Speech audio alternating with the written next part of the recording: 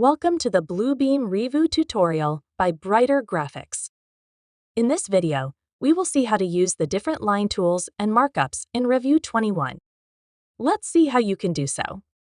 After opening Revu 21 on your desktop, ensure that your Snap to Content feature is enabled at the bottom of your workspace. If your toolbar is not enabled at the top or right of your workspace, go to the Tools menu and under the Markup section, you will find your Line Markup tool. Now, click and drag to apply the line.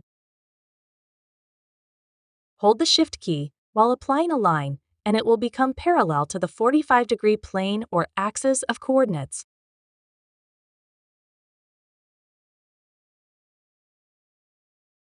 Release the click once your shape is completed. Select the line and use the Markup editor at the top to change line color, style, and thickness. Let's create a polyline. Go to the Tools menu and under Markups, look for the Polyline tool, or use its shortcut, Ctrl+N.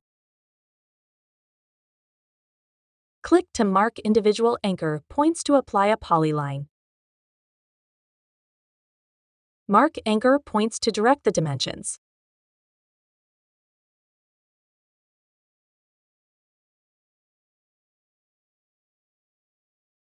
Double-click on the last anchor to complete the markup.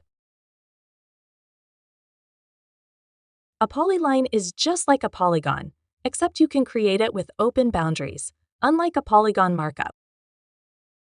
For a line with text, go to the Tools menu, then under Markups, select the Dimension tool, or use its shortcut, Shift+L.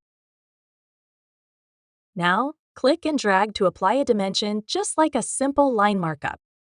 Release the click once you reach the endpoint, and Revu will prompt you to add text. Type to add a relevant text or tag to your dimension. It will improve the communication in your annotation workflows.